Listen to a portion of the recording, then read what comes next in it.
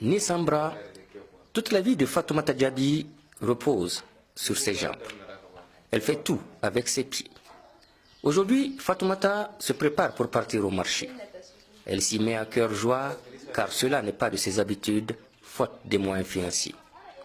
Vivant dans son village de Ngabakoro droit, elle est sans emploi depuis 2 ans, depuis qu'elle a quitté l'école.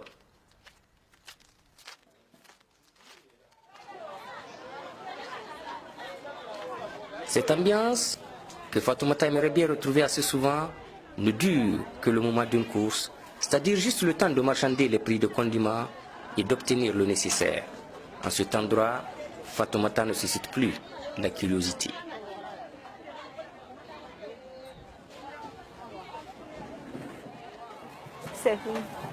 Et une fois satisfaite, la jeune mariée de 21 ans s'empresse alors de rentrer.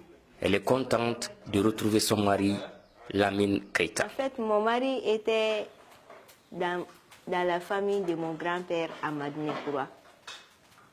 Bon, souvent, c'est le grand-frère, le petit frère de mon grand-père à Sokonoko, le père de ma mère.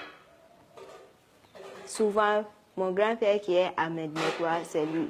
Lui, il le fait commissionner chez nous. C'est là-bas que j'ai vu mon mari.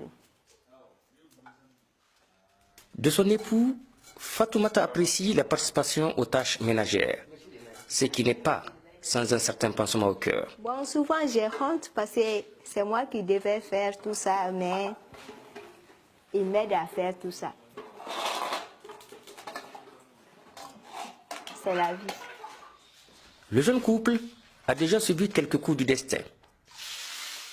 Ils ont perdu leur enfant et tous les deux sont à la recherche d'un travail stable. Pourtant, Fatoumata ne s'est jamais laissée aller. J'ai refusé la majesté parce que j'étais partie à l'école.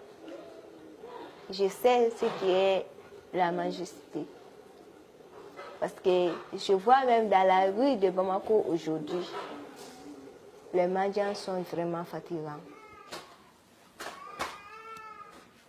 J'ai vraiment mal parce que j'ai perdu mon enfant, qui était mon premier fils. Je n'ai pas d'autre enfant. On ne croirait pas, sans le savoir, que Fatoumata Diaby a dû surmonter toutes ces épreuves. Elle a pu y arriver grâce à son mari et surtout à sa famille.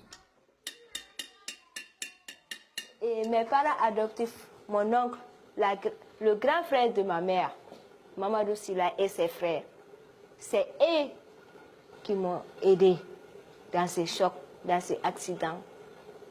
Sinon, j'allais mourir. Tout son savoir-faire, elle le doit à l'école où elle a été acceptée grâce à sa famille d'adoption. À cause de son physique, il lui a fallu passer par un apprentissage approprié de 6 ans pour maîtriser l'usage de ses pieds.